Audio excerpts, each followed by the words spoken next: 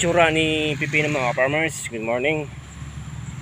Bali, second application tayo ng abono after 3 days. Ganyan na itsura ni Megacy, no? Kahit na paano na-appreciate na yung itsura. Medyo malalaki na. Mula nung nag-abono tayo ng first abono. Ngayon ay second apply natin, mag-abono ulit tayo. Same yung dami nung gagamitin natin abono, urea pa rin. Ayan, ang takalan natin ay lata ng sardinas para madaling masundan, ano? Drenching pa rin kahit na kalalabas lang ng bagyo. Ayan, medyo maaraw na dito sa area namin sa Bataan. Isang lata. Yan. Isang lata ng sardinas kada balde.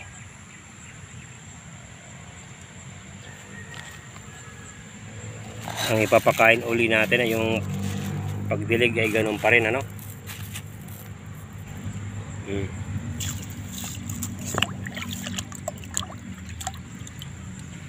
Kailangan haluin. Madali lang namang haluin, matunaw tong si urea. Puro nitrogen, ano, pero yung itsura ay ganyan na. Magdadalawa na yung dahon. Ang edad nito ay 6 days.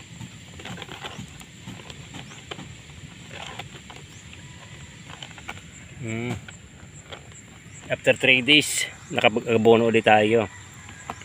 Dapat bukas, kaso may pasok na bukas eh. Every 4 days mag-abono sa pipino, ano? Kasi ngayon ay auno, wala munang trabaho ngayon, auno. November 1. Ang pagdilig, ito pa rin ang gagamitin natin, ano? Yan. Pwede ng isang lata para medyo maganda, no? Isang lata. O pwede rin namang kalahati lang.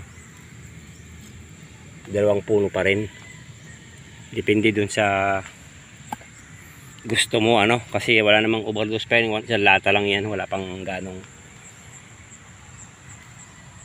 hindi pa ganong masusunog yung ating pipino.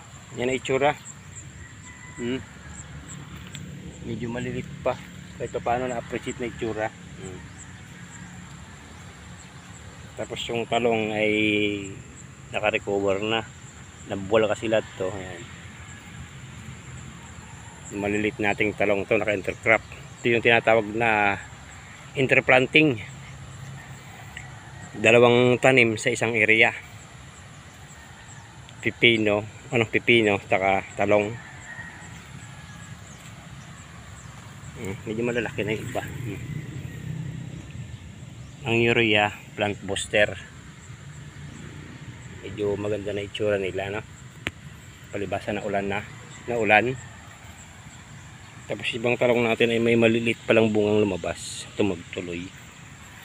Kaso nasaktan nga lang nung bumagyo. Humiga kasi lahat yan. No, beginner's guide tayo. Mamaya makapag-spray ulit tayo ng insecticide. Gagamitin lang natin dito ay yung malatayon. Nung nakaraan nag-spray tayo dito, gold saka malatayon yung ginamit natin.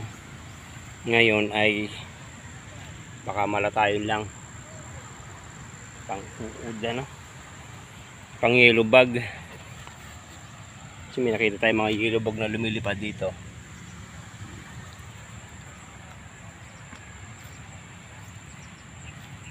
Siguro mag 50 ml tayong, ano, o 50 o 40 ml na malatayon i-spray natin dito pag natin mag-abono. Yung talong natin may naputol dito kasi nga tinamaan ng shot borer.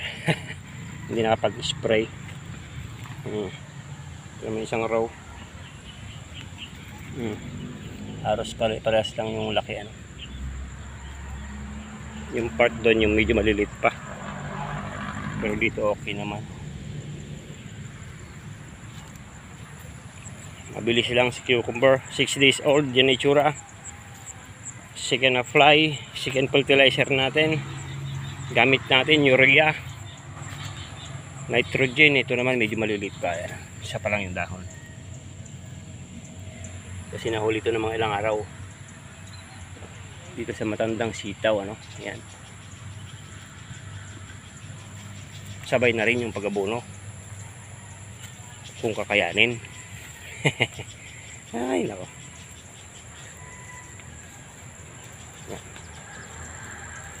Ito magandang bulas dito.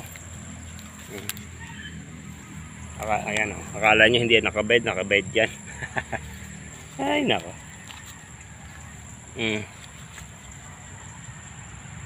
Tinatanggal natin doon sa pagitan.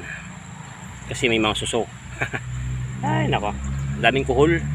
Yung malalaking kuhol kinakain yung pipino natin. Baka madali. Malalaki pa naman yung kuhol. Nakabed dyan. Dating talong to. Yung tinanong natin noong nakaraang taon ng pipino din. Yan. Buong yan.